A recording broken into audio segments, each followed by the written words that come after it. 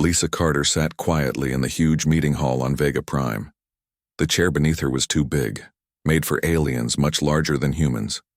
Around her, dozens of strange beings from across the galaxy filled the other seats. Some looked like walking crystals. Others had tentacles instead of arms, and a few had so many eyes that Lisa had stopped counting. The air in the room felt heavy with tension. Lisa could tell that something bad was coming.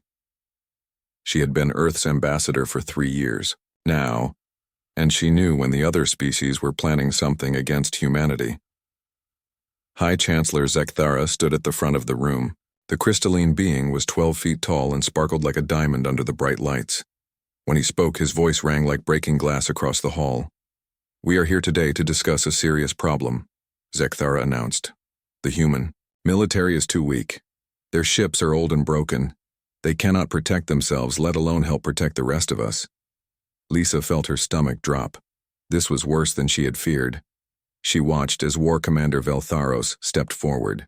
The Kethmari warrior looked like a giant armored beetle with claws sharp enough to cut through steel. "The humans embarrass us all," Veltharos said, his voice like grinding metal. "Their ships look like they belong in a museum. When we showed them our new energy weapons, they brought out guns that shoot metal bullets. Metal bullets, like children, playing with toys." Several aliens in the room made sounds that Lisa knew were laughter. Her face turned red, but she stayed quiet. Earth had trained her well for moments like this. "Look at their flagship," another alien said. This one was from the Velkari, with skin that changed colors as it spoke. "The USS Liberty is 200 years old. It has wires hanging from the ceiling and buttons you have to push with your fingers. Our ships think with their own minds and fix themselves when they break." More laughter filled the room. Lisa gripped the arms of her chair tighter. Far, away in space, Admiral John Hayes received the emergency message on his ship. The USS Liberty floated in the darkness near Earth's moon, looking old and tired next to the sleek alien vessels that sometimes visited. The ship's metal hull was scratched and dented from years of use. Inside, the corridors were narrow and filled, with pipes and cables that other species found primitive. Hayes read the message twice, then called for Captain Maria Santos. She arrived quickly, her uniform neat despite the long hours she had been working. "They want us to prove ourselves," Hayes told her, showing her the message on his tablet. 30 days to show we can fight alongside them in a war game. If we fail, they kick us out of the Confederation." Santos looked around the bridge of her ship. The control panels were covered with switches and dials instead of the floating holographic displays that alien ships used. Her crew sat at stations with actual chairs and physical controls. Lieutenant Commander Ryan Davis, her tactical officer, shook his head sadly. "Sir, our guns are still the old rail guns from 50 years ago," Davis said. "The aliens have weapons, made of pure energy that can bend space itself. How are we supposed to compete with that?" On Earth, President Amanda Foster called an emergency meeting in the White House Situation Room. The room filled quickly with generals, admirals, and scientists. The mood was dark. General Kevin Mitchell slammed his hand on the table. "We should show them what we really have. Stop pretending to be weak and let them see our true strength." Admiral Patricia Wells disagreed. "If we reveal our capabilities now, we lose our greatest advantage. They think we're harmless. That's valuable." "Valuable?" Mitchell shot back. "They're about to throw us out of the galaxy's most important alliance because they think we're useless." The argument continued for several minutes until Dr. Elizabeth Brooks spoke up. She was a small woman with gray hair who rarely said much in these meetings. When she did speak, everyone listened. "There's something you all need to see," she said quietly. She placed a thick folder on the table marked with symbols that most people in the room had never seen before. "Project Lazarus has been active for 15 years. We're not as helpless as we appear." Back on Vega Prime, Lisa finally stood up. The room grew quiet as all eyes turned to her. She was small compared to most of the beings around her, but she held her head high. "Earth accepts the challenge," she said in a clear voice. "We will participate in your war game, but we have one request." "Humans making demands?" Veltharos laughed. What could you possibly want? We want the exercise to test our ability to fight the Void Reapers, Lisa said. If you want to know if we can defend ourselves, test us against the real enemy. The room fell silent. The Void Reapers were the galaxy's greatest fear. Dark ships that appeared without warning and destroyed entire worlds. No one laughed about them. Zekthara tilted his crystalline head. You want to fight simulated Void Reapers? Their ships have defeated entire fleets. They adapt to any weapon we use against them. Then it will be a fair test, Lisa replied calmly. As Lisa left the meeting hall, she activated a small device hidden in her jacket. Across the galaxy, similar devices activated on dozens of human ships. The message was simple. Begin Phase 1. On the industrial moon of Titan, massive factories hidden beneath the thick atmosphere began working faster. Director Charles Wong watched as automated systems that had been running at half speed for years suddenly increased their output. Captain Nicole Shaw received a coded message on her personal communicator. She smiled as she read it, then sent new orders to Colonel Steve Bennett. Within hours, human ships throughout the solar system began receiving sealed mission packets. Captain Derek Foster opened his packet aboard the USS Constitution. His senior officers gathered around as he read the contents aloud. First Officer Helen Martinez raised an eyebrow, while Chief Tactical Officer Paul Rodriguez grinned widely. Are we really going to do this? Martinez asked. After 15 years of playing weak and stupid? Rodriguez replied, It's about time. Meanwhile, alien intelligence officers were starting to notice strange activities in human space. Ships that had been docked for maintenance suddenly became active. Communications increased between human vessels, but the messages were all coded in ways the aliens couldn't understand. Hivemind Executor Zix, the Confederation's chief spy, studied the reports with growing concern. The insectoid being had thousands of drone minds working to decode human communications, but they kept finding phrases that made no sense. Ghost Protocol, Shadow Fleet Activation, Damascus Protocol. What did these terms mean? Why were humans suddenly so active after years of barely maintaining their old ships? The 30-day countdown had begun. In meeting rooms across the galaxy, alien leaders prepared for what they expected to be a short and embarrassing display of human weakness. They had no idea that humanity had been preparing for this moment for over a decade. Earth's Obsolete fleet began moving into position, each ship looking as old and broken as ever. But hidden beneath their battered hulls and primitive-looking systems, something far more dangerous was awakening. The galaxy was about to learn that sometimes the most dangerous enemies are the ones who let you think they're harmless. 3 weeks passed after the meeting on Vega Prime. The galaxy seemed normal, but strange things were happening in human space that nobody could explain. Captain Vextar was piloting his Velkari scout ship through the outer edge of the solar system. His mission was simple: watch the humans and report on their military preparations. So far, he had seen nothing impressive. Old human ships moved slowly between planets, looking as broken and pathetic as always. But then his sensors detected something odd. Massive energy readings were coming from empty space near Jupiter. The readings were huge, bigger than anything a human ship should be able to produce. Vextar changed course to investigate. When he arrived at the location, he found nothing. Just old pieces of metal floating in space, leftovers from human mining operations that had ended decades ago. His sensors showed normal readings now. Whatever had been there was gone. Strange, Vextar muttered to himself. He took detailed scans of the area and sent them back to Velkari intelligence. Then he continued his patrol, not knowing that he had just missed something very important. Commander Jake Phillips watched the alien scout ship leave from the bridge of the USS Ranger. His ship was hidden behind one of Jupiter's smaller moons, completely invisible to alien sensors.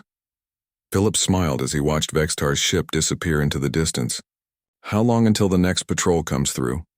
Phillips asked his communications officer, Greg Turner.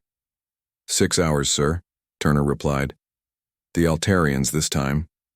Good. That gives us plenty of time to finish the test. Phillips turned to his chief engineer, Laura Kim. How did the power readings look? Kim grinned. Perfect, sir. The alien picked up exactly what we wanted him to see. The real systems didn't show up on his sensors at all. Phillips nodded. The test had worked perfectly. For years, human engineers had been developing technology that could fool alien sensors. They had learned to hide their true capabilities behind false readings and fake energy signatures. Today's test proved their systems worked even better than expected. On Titan, Director Charles Wang stood in the control room of the most secret facility in human space. Through the thick orange atmosphere of Saturn's moon, massive factories worked day and night. The aliens knew humans had industrial operations on Titan, but they thought it was just simple manufacturing of basic goods. They were wrong. Wang watched as the final components of Project Lazarus rolled off the production lines. These weren't the primitive machines the aliens expected humans to build. These were weapons and systems more advanced than anything the galaxy had ever seen.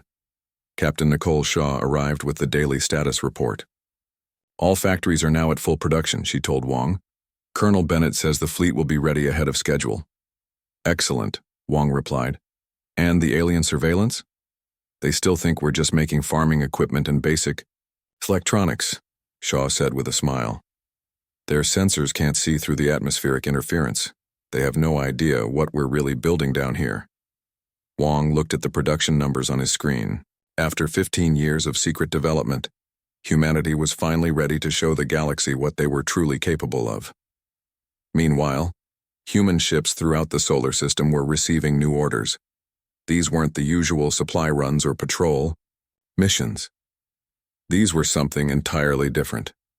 Captain Derek Foster opened his sealed orders aboard the USS Constitution. His senior staff gathered around the table as he read the mission details. First Officer Helen Martinez and Chief Tactical Officer Paul Rodriguez listened carefully. Operation Ghost Fleet is now active, Foster read aloud. All units are to begin Phase 2 preparations immediately. Finally, Rodriguez said. I was getting tired of pretending our weapons don't work properly. Martinez looked concerned. Are we sure we're ready for this? If something goes wrong, the whole galaxy will know what we've been hiding. That's exactly the point, Foster replied. It's time to stop hiding. Similar scenes were happening on dozens of human ships. Crews that had spent years acting like their equipment was broken suddenly began preparing systems that worked far better than any alien technology. The changes didn't go completely unnoticed. Alien intelligence networks began picking up increased human communications. But when they tried to decode the messages, they found only confusion. Hive mind executor Zix sat in his dark chamber, surrounded by thousands of screens showing data from across human space. His insect-like mind processed information from hundreds of drone spies, but nothing made sense. Human ships were using code phrases that didn't match anything in the alien databases. Ghost Protocol, Shadow Fleet Activation, Damascus Protocol, Engaged. What did these terms mean? The humans had never used military codes this complex before. They're planning something, Zix reported to the Confederation Council, but we cannot determine what. Their communications have become impossible to decode.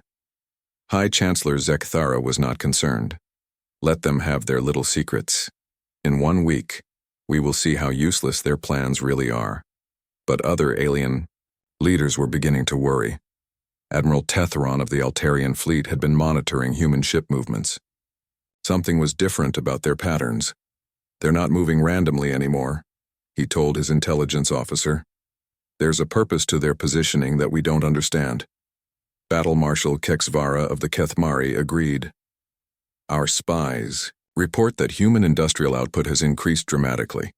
They claim it's for civilian goods, but we cannot verify this. On Earth, President Foster met with her top advisors in a secure bunker deep underground. The room was filled with screens showing the positions of every human ship in space. All units report ready, Admiral Wells announced. The fleet is in position and awaiting final orders. General Mitchell studied the tactical displays. The aliens have no idea what's coming. Their scouts keep finding nothing because they don't know what to look for. Dr. Brooks smiled as she reviewed the technical specifications. 15 years of research and development. The greatest military deception in human history. We've let them think we're a century behind their technology, while we've actually been decades ahead. Foster looked at the countdown timer on the main screen. 7 days until the exercise began. 7 days until humanity revealed the truth. Are we absolutely certain this will work? She asked. Madam President, Brooks replied. The aliens have spent so long looking at our fake technology that they've never bothered to look for our real technology. They expect energy weapons and force fields. They have no idea how to fight against what we've actually built. In space, Commander Phillips received a new message from Earth Command. The final phase was about to begin. He looked out at the seemingly empty space around Jupiter, knowing that hidden within that emptiness was the most powerful weapon system ever created. The aliens thought humans were primitive because they still used kinetic weapons, guns that shot physical projectiles instead of energy beams. What the aliens didn't understand was that humans had spent centuries perfecting kinetic weapons to a degree that bordered on magic. Every piece of space debris in the solar system had been carefully positioned. Every asteroid had been equipped with hidden guidance systems. Every old satellite contained targeting computers more advanced than most alien starships. The human fleet wasn't just a collection of old ships. It was part of a vast weapons network that turned the entire solar system into a single massive gun, pointed at anyone who threatened Earth. Philip smiled as he watched another alien patrol ship pass by without detecting anything unusual. 7 days, the galaxy would learn that the most dangerous predator is the one that convinces everyone else it's harmless prey. The countdown continued, and across human space, the greatest military secret in history prepared to reveal itself. The day of the great test had finally arrived. Ships from 12 different alien civilizations gathered in the Proxima system to watch humanity prove themselves or fail completely. The massive alien vessels formed a beautiful display of advanced technology floating in space. Admiral Susan Clark arrived aboard the USS Enterprise, humanity's command ship for the exercise. The old vessel looked terrible next to the alien fleet. Its gray metal hull was covered with patches and repair work from decades of use. Rust stains marked the areas where atmospheric entry had burned the outer plating. The Altarian dreadnought crystal spear gleamed like a jewel in the starlight. The ship was made entirely of living crystal that could repair itself and change shape during battle. Admiral Tetheron commanded the vessel from a bridge that looked more like a beautiful garden than a military command center. Next to it floated the Kethmari battlecruiser, Death's Edge. The dark ship bristled with energy weapons that could tear holes in space itself. Battle Marshal Kexvara watched the human fleet with what passed for amusement among his insect-like people. "Look at them," Kexvara said to his officers. "Their ships leak atmosphere. Their weapons are older than some of our junior officers. This will be over quickly." Admiral Tetheron agreed. "I almost feel sorry for them. They're about to be humiliated in front of the entire galaxy." But not everyone was so confident. Captain Zixara of the Velkari intelligence ship had been studying the human formations. Something about their positioning bothered her, though she couldn't figure out what. As the exercise began, the human ships took positions that looked random and confused to alien observers. Captain Tony Miller aboard the USS Defiant seemed to struggle with basic flight controls. His ship wobbled and drifted as if the engines were barely working. Commander Michelle Thompson's USS Valiant appeared to have communications problems. The ship kept dropping out of formation and then slowly moving back into position. Other human vessels showed similar signs of mechanical failure. "This is embarrassing to watch," Admiral Tetheron said. "How did these humans ever survive long enough to reach space?" The alien fleet, meanwhile, moved with perfect precision. Their ships glided through space like dancers, energy shields shimmering with rainbow colors. Advanced targeting systems locked onto practice targets and destroyed them with beams of pure energy. Lieutenant Commander Brad Stevens monitored the exercise from the observation station. He was supposed to record human failures for the official report. But as he watched his sensors, something strange caught his attention. The human ships weren't actually malfunctioning. Their seemingly random movements followed a complex mathematical pattern that Stevens had never seen before. Each ship was positioning itself at exact coordinates with incredible precision, despite appearing to stumble around like broken toys. Stevens began running calculations on his computer. The pattern the humans were creating was three-dimensional and vast, covering millions of cubic kilometers of space. But what was it for? The simulated Void Reaper fleet chose that moment to arrive. The enemy ships materialized at the edge of the system like dark nightmares come to life. Each Void Reaper vessel was a massive black pyramid covered with weapons that fed on the life force of their victims. The alien fleet immediately responded with textbook tactics. Energy beams lanced out from dozens of ships, striking the dark. Pyramids with enough power to destroy planets.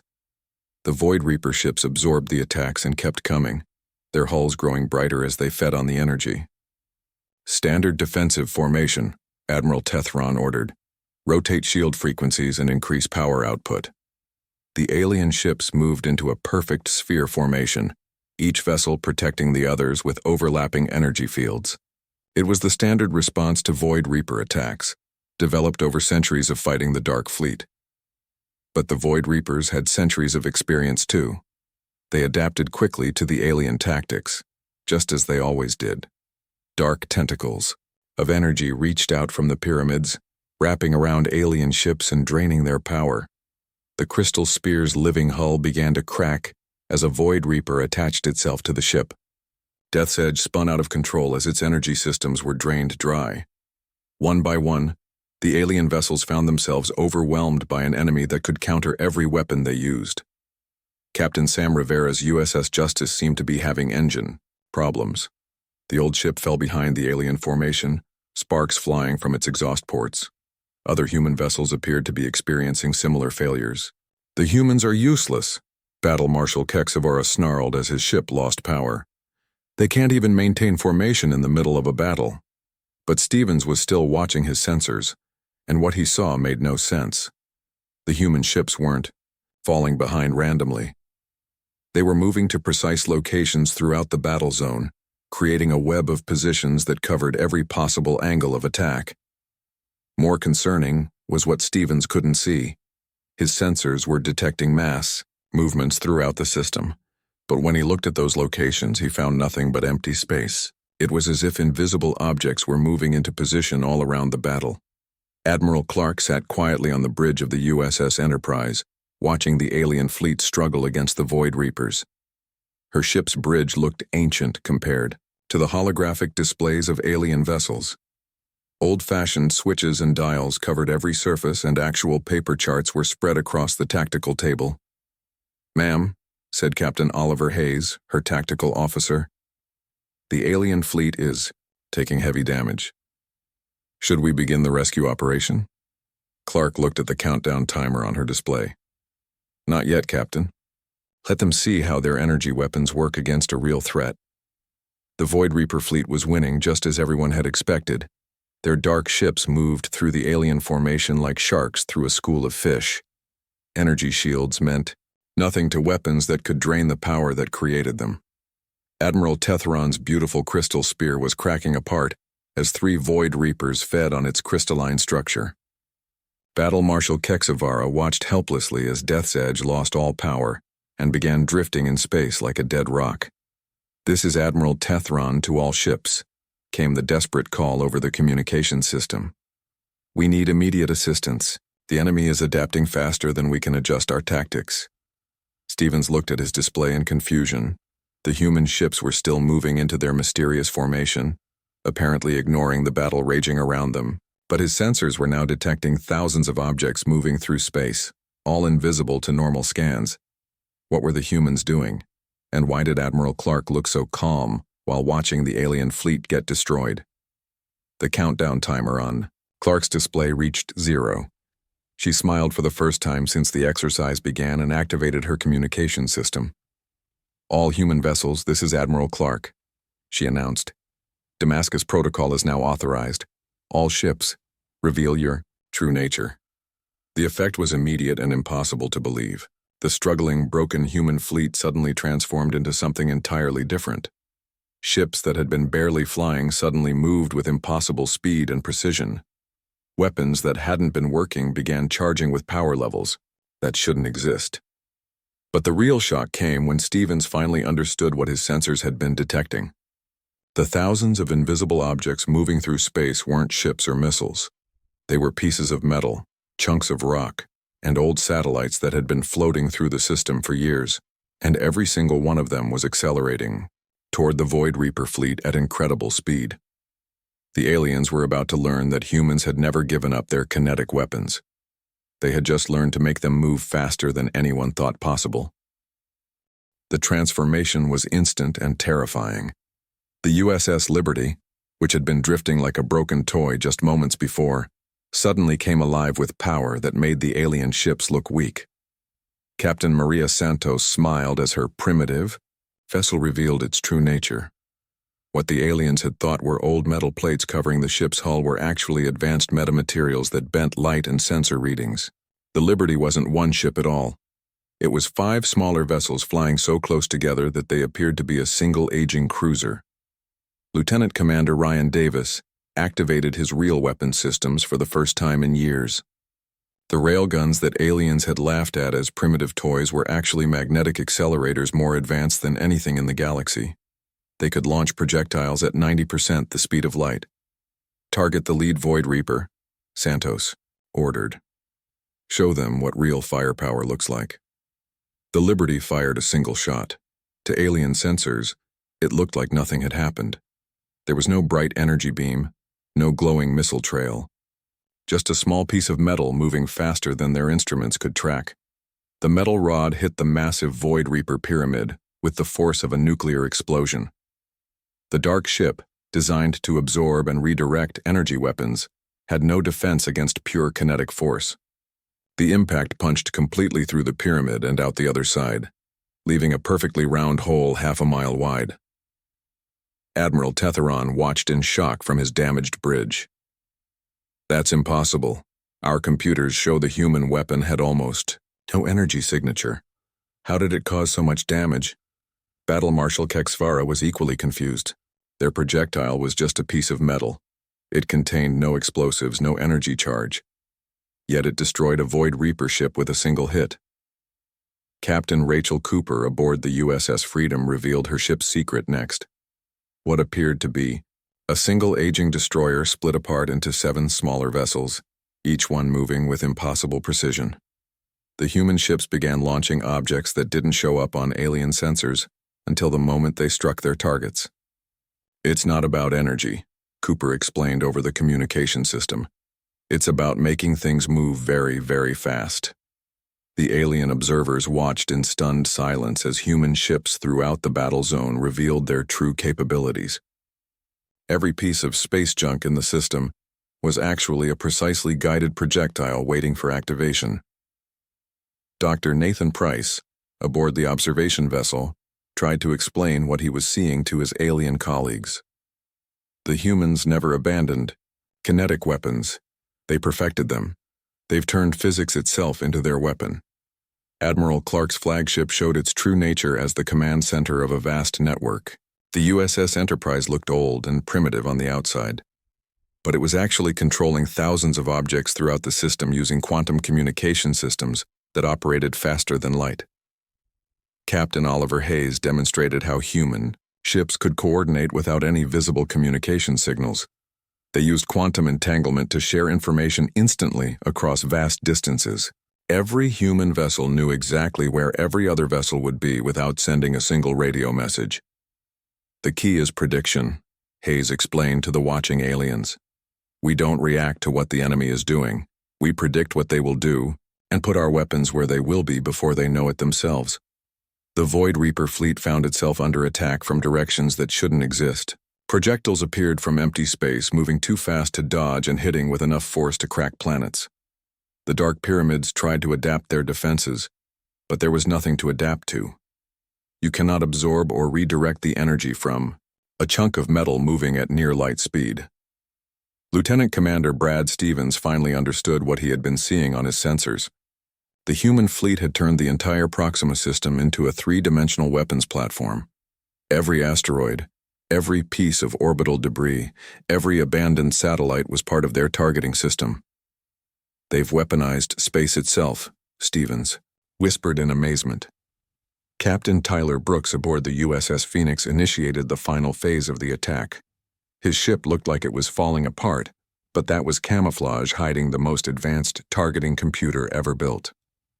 The Phoenix could calculate the trajectory of thousands of projectiles simultaneously, accounting for gravitational effects from every planet and moon in the system.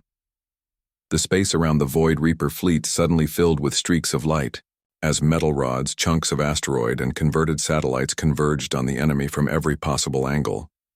Each projectile had been accelerated to incredible speeds, using magnetic fields powered by fusion reactors hidden throughout the system. The alien fleet watched in terror and amazement as the supposedly primitive humans unleashed the most devastating attack any of them had ever witnessed. The Void Reapers, feared throughout the galaxy for their ability to adapt to any weapon, found themselves completely helpless against an attack they had no way to counter. "How long have you been planning this?" Admiral Tethron asked over the communication system. 15 years, Admiral Clark replied calmly. "Ever since we joined the Confederation and realized that everyone expected us to fight like them, we decided to let you think we were primitive while we developed something completely different. The simulated Void Reaper fleet was destroyed in less than 10 minutes. Not a single dark pyramid survived the kinetic bombardment.